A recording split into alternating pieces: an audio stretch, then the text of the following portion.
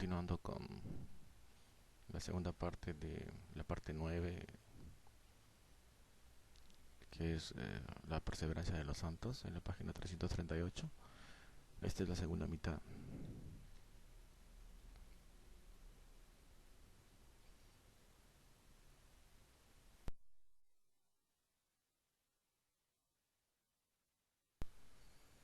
Pero a pesar de todo esto, si cometen apostasía y vuelven a crucificar para su propio mal al Hijo de Dios y lo exponen a la vergüenza pública, como en Hebreos 6,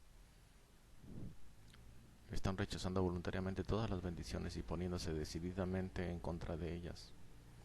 El autor nos dice que si esto ocurre será imposible restaurar a estas personas de nuevo a algún tipo de arrepentimiento o aflicción por el pecado. El corazón se les habrá endurecido y su conciencia se les habrá encallecido. El conocimiento que tienen de las cosas de Dios y el haber experimentado de las influencias del Espíritu Santo han servido para endurecerles en cuanto a convertirse.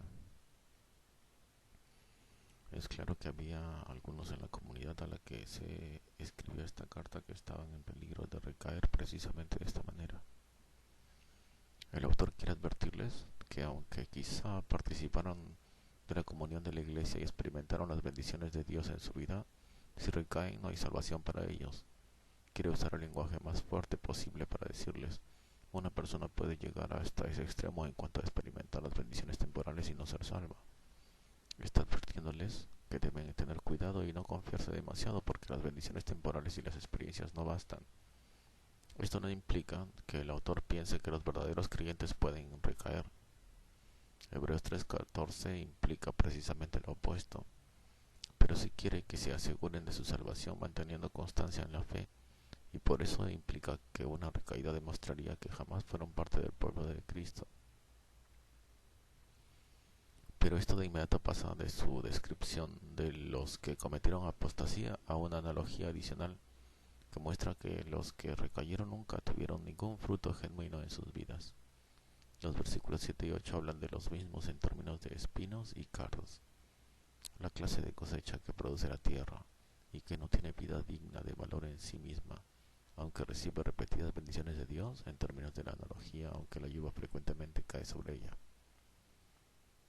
Debemos observar aquí que a las personas que caen en apostasía no se les compara a un campo que antes daba buen fruto y ya no, sino más bien que a una tierra que nunca dio buen fruto, sino solamente espinas y cardos. La tierra que puede parecer buena antes de que las plantas empiecen a crecer, pero el fruto es la verdadera evidencia y es malo. Un fuerte respaldo a esta interpretación de Hebreos 6 se halla en el versículo que sigue de inmediato. Aunque el autor ha estado hablando muy severamente de la posibilidad de recaer, vuelve a hablar de la situación de la gran mayoría de las personas que piensan que son creyentes genuinos. Dice: en cuanto a ustedes, queridos hermanos, aunque nos expresamos así, estamos seguros de que les espera lo mejor, es decir, lo que atañe a la salvación.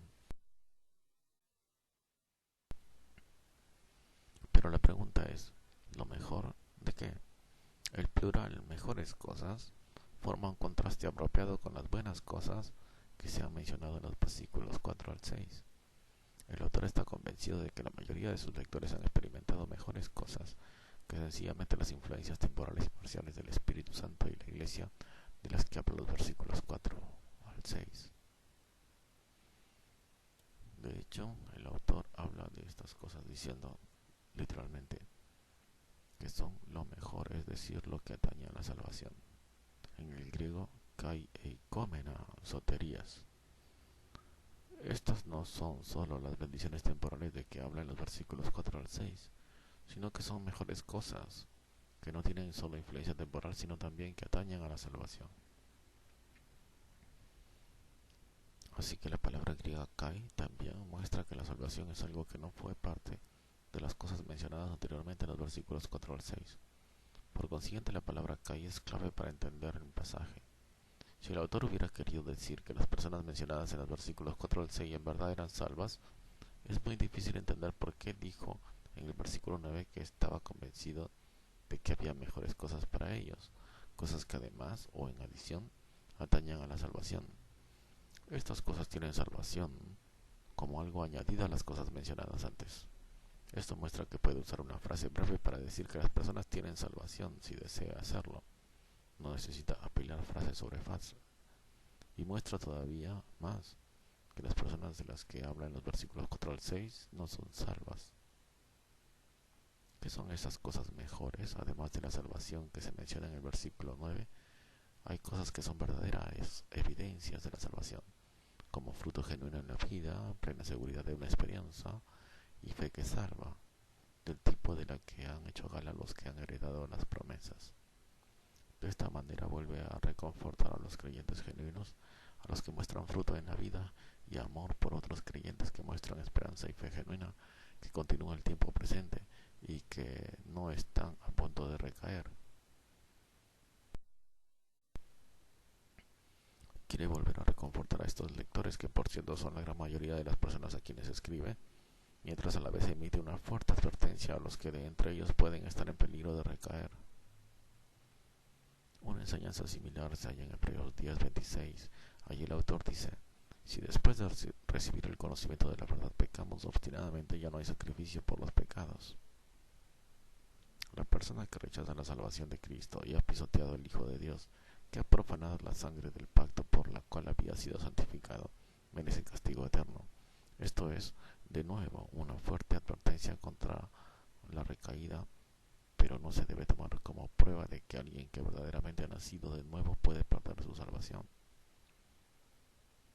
Cuando el autor habla de la sangre del pacto por la cual había sido santificado, la palabra santificar se usa sencillamente para referirse a la santificación externa, como la de los israelitas antiguos por la conexión externa con el pueblo de Dios.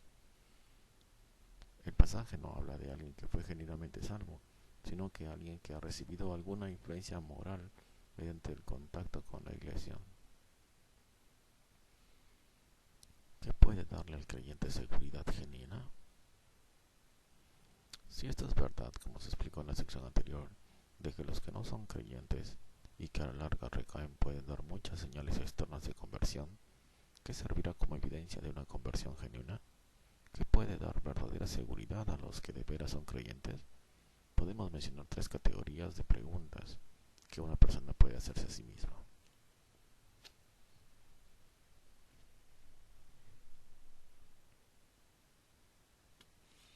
1. ¿Confío al presente en Cristo en cuanto a la salvación?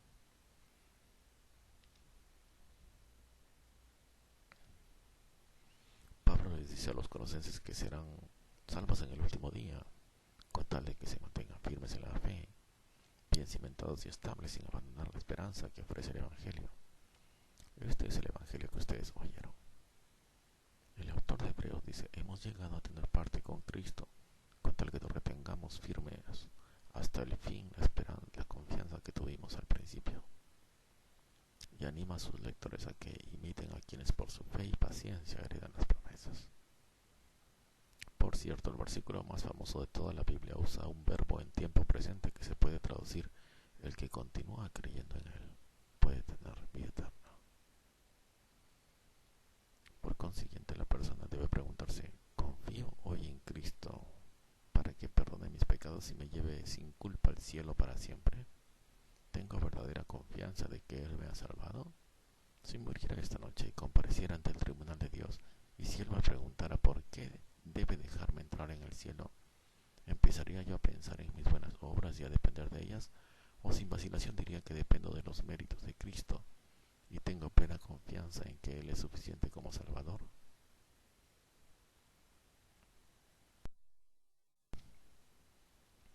Este énfasis en la fe presente en Cristo está en contraste con la práctica de algunos testimonios de algunas iglesias en donde la gente repetidamente repite detalles de una experiencia de conversión que puede haber sucedido hace 20 o 30 años.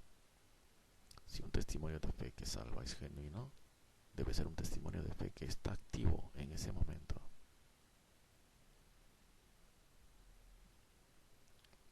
¿Hay evidencia de la obra regeneradora del Espíritu Santo en mi corazón?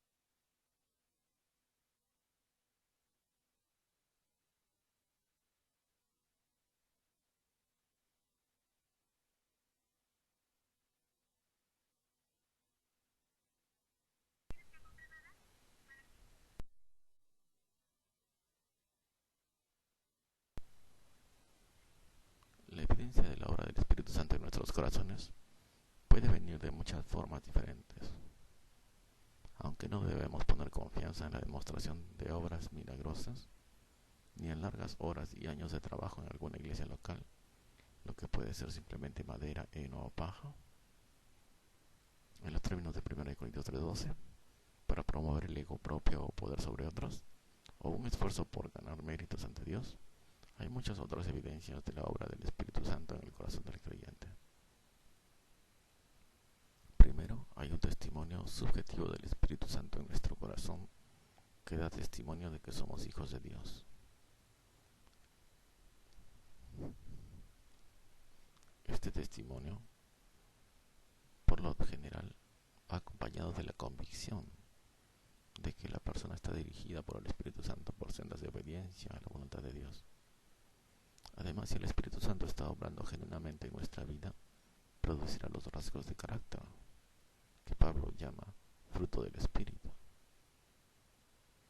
Pablo menciona varias actitudes y rasgos de carácter que produce el Espíritu Santo: amor, alegría, paz, paciencia, amabilidad, bondad, fidelidad, humildad y dominio propio.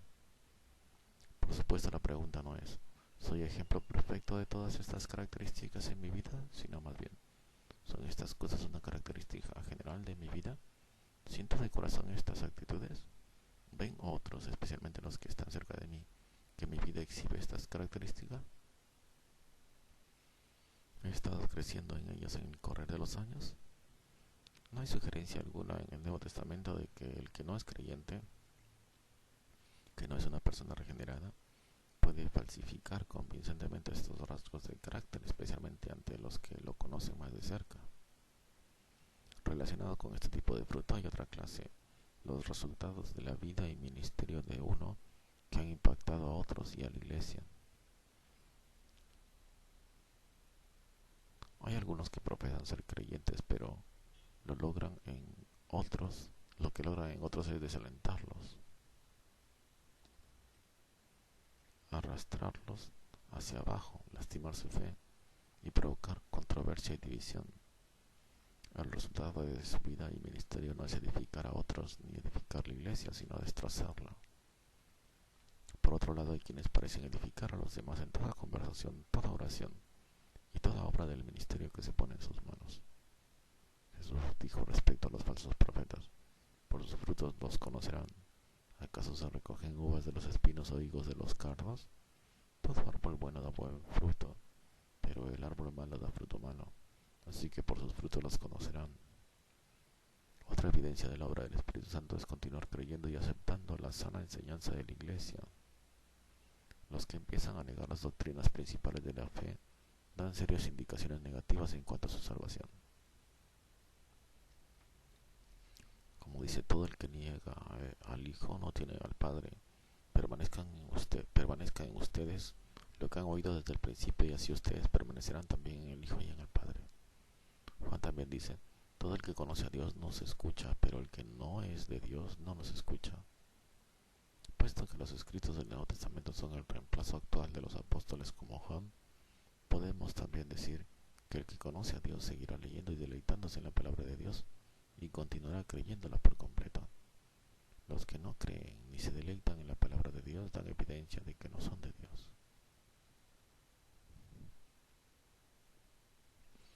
Otra evidencia de la salvación genuina es una relación presente y continua con Jesucristo Jesús. Jesús dice: permanezcan en mí, una relación presente y continua. Permanezcan en mí y yo permaneceré en ustedes. Si permanecen en mí y mis palabras permanecen en ustedes, pidan lo que quieran y se les concederá. Esta permanencia en Cristo incluirá no solo confianza en Él día tras día, aunque cambien las situaciones, sino también cierta comunión regular con Él en oración y adoración. Este permanecer también incluirá obediencia a los mandamientos de Dios. Juan dice: el que afirma lo conozco, pero no obedece a sus mandamientos, es un mentiroso y no tiene la verdad. En cambio, el amor de Dios se manifiesta plenamente en la vida del que obedece su palabra. De este modo sabemos que estamos unidos a Él. El que afirma que permanece en Él debe vivir como Él vivió. Por supuesto, una vida perfecta no es necesaria. Juan más bien está diciendo que en general nuestras vidas deben ser imitación de Cristo y semejanza a Él en lo que decimos y hacemos. Si tenemos genuina fe que salva, en nuestra vida habrá resultados claros en obediencia. Vemos un patrón de larga duración de crecimiento en nuestra vida cristiana. Los primeros dos aspectos de la seguridad tienen que ver con la fe presente y la evidencia presente de la obra del Espíritu Santo en nuestras vidas. Pero Pedro nos da otra clase de prueba que podemos usar para preguntarnos si verdaderamente somos creyentes o no. Nos dice que hay algunos rasgos de carácter que si seguimos aumentando en ellos garantizarán que nunca caeremos. Les dice a sus lectores que añadan a su fe virtud, entendimiento, dominio propio, constancia, devoción a Dios, afecto fraternal, amor. Luego dice que estas cosas deben ser parte de sus lectores y continuamente abundar en sus vidas. Añade que ellos deben esforzarse más todavía por asegurarse del llamado de Dios. Y dice entonces, si hacen estas cosas, refiriéndose a los rasgos de carácter mencionados, no caerán jamás. La manera en que confirmamos nuestro llamado y elección entonces es continuar creciendo en estas cosas. Esto implica que nuestra seguridad de salvación puede ser algo que aumenta con el tiempo en nuestra vida. Cada año que añadimos a estos rasgos de carácter en nuestra vida, ganamos cada vez más una mayor seguridad de nuestra salvación. Así, aunque los nuevos creyentes pueden tener una confianza fuerte de su salvación, esa seguridad puede aumentar a una certeza mucho más profunda con los años que van creciendo hacia la madurez cristiana. Si continúan añadiendo estas cosas, configurarán su llamado y elección y no caerán jamás. El resultado de estas tres preguntas que podemos hacernos debe brindar gran seguridad a los creyentes, a los que son creyentes genuinos. De esta manera, la doctrina de la perseverancia de los santos será una doctrina enormemente reconfortante. Nadie que tenga tal seguridad debe preguntarse, ¿podré perseverar hasta el fin de mi vida y por ello ser salvo? Todo el que adquiere seguridad mediante un autoexamen como este debe más bien pensar, verdaderamente he nacido de nuevo, por tanto perseveraré con seguridad hasta el fin, porque me acuerdo del poder de Dios que obra mediante mi fe, y por consiguiente nunca me perderé. Jesús me resucitará en el último día y entraré para estar para siempre en su reino. Por otro lado, esta doctrina de la perseverancia de los santos entendida correctamente debe causar genuina preocupación e incluso temor en el corazón de cualquiera que ha recaído o que se está descarriando de Cristo. A tales personas se les debe advertir muy claramente que solamente los que perseveran hasta el fin han nacido de nuevo verdaderamente. Si recaen de su profesión de fe en Cristo y de una vida de obediencia a Él, tal vez no eran salvos. Por lo menos la evidencia que están dando es de que no han sido salvos y nunca lo fueron en realidad. Una vez que dejan de confiar en Cristo y de obedecerle, no tienen seguridad genuina de la salvación y deben considerarse que no han sido salvos y acudir a Cristo en arrepentimiento pidiéndole perdón por sus pecados. En este punto, en términos de cuidado pastoral a los que se han extraviado de su profesión cristiana, debemos darnos cuenta de que los calvinistas y arminianos, o sea, los que creen en la perseverancia de los santos y los que piensan que los cristianos pueden perder su salvación, aconsejan al descarriado de la misma manera. Según los arminianos, esta persona fue creyente en un tiempo, pero ya no lo es.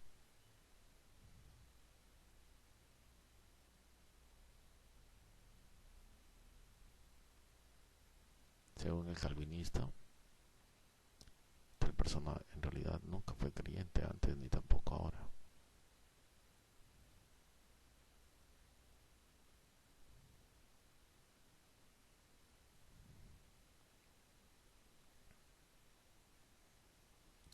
Pero en ambos casos el consejo bíblico dado será el mismo. Parece que no eres creyente ahora, debes arrepentirte de tus pecados y confiar en Cristo en cuanto a tu salvación. Aunque el calvinista y el arminiano difieran en su interpretación de la historia previa, concordarían en lo que se debe hacer en el presente.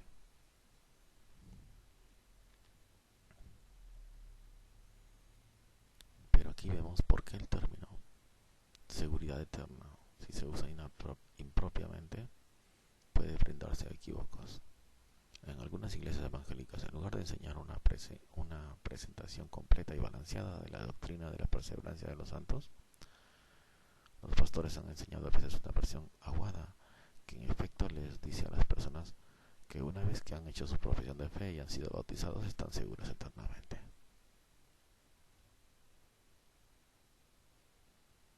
El resultado es que algunos que no son genuinamente convertidos pasan al frente al fin de un sermón de evangelización para profesar su fe en Cristo y son bautizados poco después, pero más tarde dejan la comunión de la iglesia y viven una vida que en nada difiere de la que llevaban antes de que tuvieran esta seguridad eterna.